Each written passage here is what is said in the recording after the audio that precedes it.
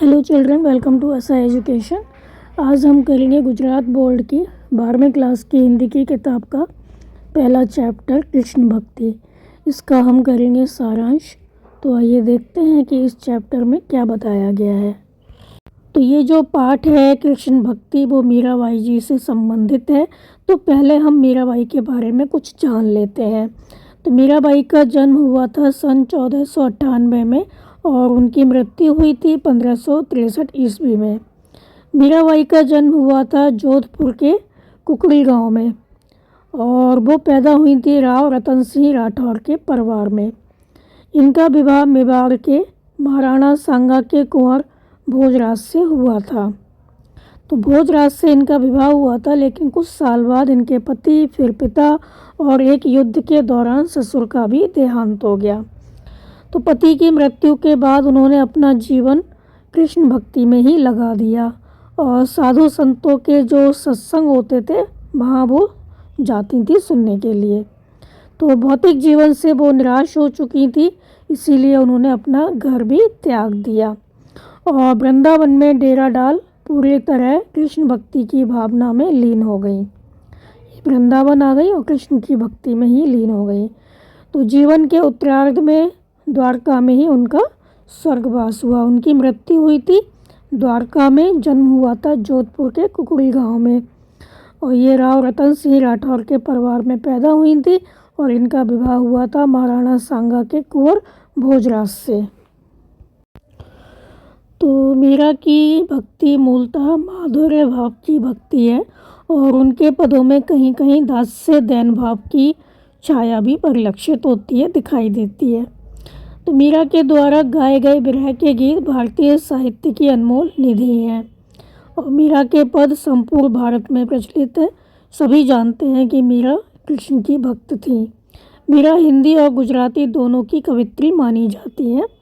तो उनके पदों की भाषा में राजस्थानी, ब्रज और गुजराती का मिश्रण पाया जाता है। तो संत रैदास की शिष्या, इनके गुरु थे संत रैदास। मीरा की कुल 7-8 कृतियाँ ही उपलब्ध हैं।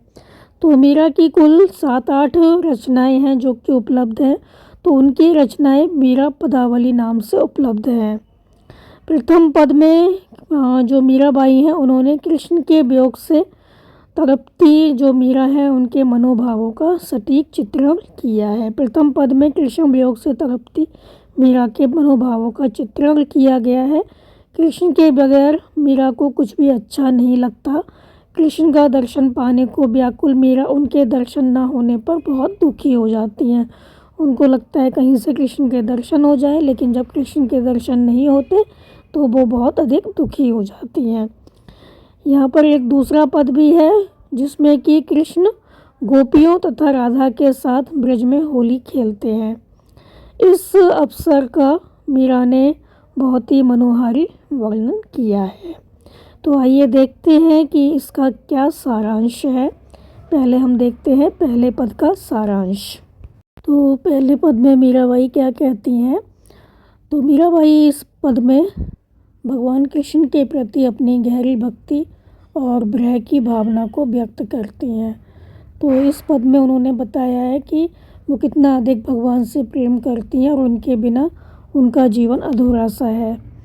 तो भगवान के बिना संसार की कोई भी वस्तु उनको अच्छी नहीं लगती। उनके मन में हर समय श्री हरि का स्मरण बना रहता है। तो उनके मन में हमेशा भगवान श्री कृष्ण की याद ही बसती है। वे स्वयं को भगवान की दासी मानती हैं और कहती हैं हम राम के हैं और राम हमारे हैं। मतलब श्री कृष्ण हमारे हैं, हम श्री कृष्ण के हैं। तो मीरा कहती है कि प्रभु ने आने का वचन तो दिया था, लेकिन वो आए नहीं। तो उनका हृदय बहुत अधिक व्याकुल है, बेचैन है। वो लगातार भगवान के दर्शन की आशा में तड़प रही है। भगवान के चरणों के प्रति उनका प्रेम अटूट है, पर बिना दर्शन के उनको केवल दुख ही मिलता है। तो वो बहुत उदास हैं क्योंकि भगवान ने उनको दर्शन नहीं दिए। तो अंत में मीराबाई विनती करती हैं कि हे मेरे प्रभु, एक बार दर्शन दे दीजिए, क्योंकि आपके दर्शन का जो आनंद होगा उसका वर्णन करना असंभव है। तो वो ये सोच के ही बहुत आनंदित होती हैं कि भगवान श्री कृष्ण का दर्शन पाके उन्हें कितना अच्छा लगेगा। तो उनकी सिर्फ एक ही विनती है इस पद में कि भगवान श्री कृष्ण एक बार आ जाइए और अपना दर्शन दे दीजिए, क्योंकि उन्होंने कहा था आने के लिए, दर्शन देने के लिए, वो नहीं आए। तो वो बहुत अधिक व्याकुल हैं, बेचैन हैं, उनको बहुत दुख है कि भगवान ने जो वादा किया था वो नहीं निभाया, भगवान नहीं आए। वो लगातार भगवान के दर्शन की आशा में तड़प रही हैं। भगवान के चरणों के प्रति उनका प्रेम अटूट है, ना टूटने वाला है, पर बिना दर्शन के उन्हें केवल दुख ही मिलता है। तो इसका मुख्य भाव क्या है? तो ये पद मीराबाई की भगवान के प्रति अटूट भक्ति, प्रेम और विरह वेदना का प्रतीक है। इसमें भगवान के प्रति मीराबाई की भक्ति दिखाई गई है और इसमें भक्त का हृदय, मतलब मीराबाई का हृदय ईश्वर से मिलन की लालसा में पूरी तरह से डूबा हुआ दिखाई देता है। तो इस पद में ये दिखाई देता है, ये पता चलता है कि मीराबाई श्री कृष्ण से कितना अधिक प्रेम करती थी और उनका हृदय हमेशा ईश्वर से मिलने की लालसा में, इच्छा में पूरी तरह से डूबा रहता था। उनको यही लगता था कि भगवान श्री कृष्ण आके उनसे मिल लें।